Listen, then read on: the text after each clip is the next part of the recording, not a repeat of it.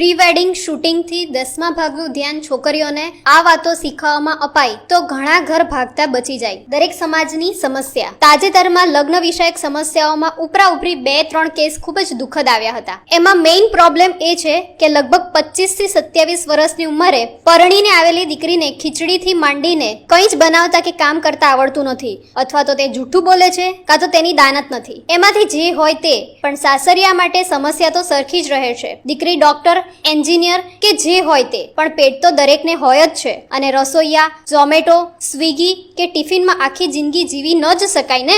સાસરિયા પણ વહુ લાવતા હોય તો તેમની પણ કંઈ અપેક્ષા હોય જ છે. અને 27 વર્ષની ઉંમરે તો તેઓ પાઠશાળાના અણઘડ બાળકને તો ન જ લાવતા હોય ને. અને દરેક માણસ દરેક કામ શીખીને જન્મ્યું નથી હોતું, પણ શીખવાની અને શીખવાડવાની પણ એક ઉંમર હોય છે. અને ઘણા કેસમાં તો શીખવાડી શકે તેવું કોઈ સાસરિયામાં ન પણ હોય, એની પણ વ્યવસ્થા થાય. પણ શીખવાની કે કરવાની દાનત અને તૈયારી તો અનિવાર્ય જ છે ને. પણ આ તો પિયરમાં કંઈ હોય કે ન હોય, પણ સાસરે આવે એટલે 100% ટીવી સિરિયલો અને પિક્ચરની વહુઓની જ રહેણી કહેણીની હવામાં જ હોય છે. રસોઈયા, નોકર, નોકરથી થોડો અપગ્રેડ પતિ, પાર્લર, પિક્ચર, પિકનિક, ટૂર, બહુ તો નોકરી કે પછી અભ્યાસનું બાનું, અને એ કંઈક પૂરું ન થાય કે વાંધો વિરોધ થાય તો કોર્ટની ધમકી. આ પરિસ્થિતિમાં દીકરાઓને પરણવાની પણ ખૂબ જ બીક લાગે છે. અને દીકરીનો કે પોતાનો વાંક કબૂલવાને બદલે દીકરીઓના પિયરિયાની દાદાગીરી અને દખલગીરી એટલી વધી ગઈ છે કે તેણે સામાજિક વ્યવસ્થાનો સત્યાનાશ કર્યો છે. પોતાની 27 વર્ષની દીકરી સાવ અણઘણ અને વેતા વગરની છે,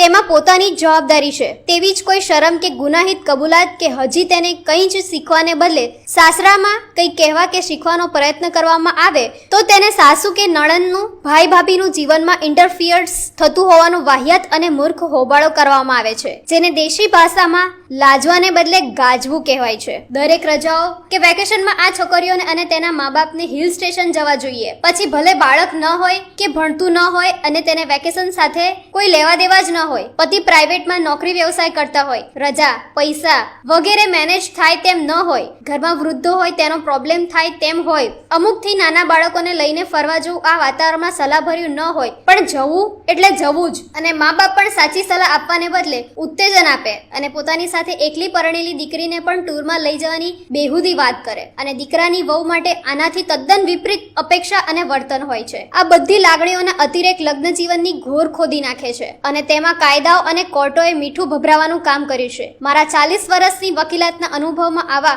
ડિસ્પ્યુટમાં 70%થી વધુ વાંક સ્ત્રીઓ અને એના પિયરિયાનો મેં અનુભવ્યો છે. અને તેમાં છેલ્લા દાયકામાં તો એ ખૂબ જ વકરી ગયેલ છે. મોટાભાગના ઘર કુટુંબોમાં હવે વહુઓને સારી રીતે જ રાખવામાં આવે છે, પરંતુ તેનો ગેરલાભ ઉઠાવવામાં આવે છે. ખાસ કરીને વાનગી ક્લાસ ચલાવતી બહેનોએ હવે ચાઇનીઝ, પંજાબીને બદલે ખીચડી, રોટલી, દાળ, ભાત, શાકના ક્લાસ ચલાવવાની જરૂર છે, જે ઘરમાં શીખવવામાં આવતા નથી. અને કોર્ટોએ આ બધી જ બાબતો લક્ષમાં લેવાની જરૂર છે. પ્રી વેડિંગ શૂટિંગથી 10મા ભાગનું ધ્યાન પણ પ્રી વેડિંગ ટ્રેનિંગ કે કુકિંગમાં આપવામાં આવે તો ઘણા ઘર ભાંગતા બચી જાય. અપવાદરૂપ કેસમાં ખરેખર દુઃખદ ત્રાસ આપતા હશે, પણ 90% કેસમાં હવે ત્રાસ આપનારા બદલાઈ ગયા છે. અને આવી માથે ચડાવેલી અણઘણ દીકરીઓ પણ પછી પિયરમાં ભાઈ ભાભી માટે પ્રોબ્લેમ ઊભા કરે છે અને મા બાપની હયાતી પછી સમાજ માટે પણ પ્રોબ્લેમ રૂપ બને છે. કોર્ટ માત્ર ભરણ પોષણ, વળતર, સેપરેશન કે ડિવોર્સ અપાવી શકે છે. ઘર, કુટુંબ, પતિ, બાળક, સલામતી, હોદ્દો કે અનુશાસન અને રાંધણકણા અપાવી શકતી નથી. એ તો શીખશો તો જ પામશો. યોગ્ય લાગ્યું હોય તો શેર કરવા વિનંતી.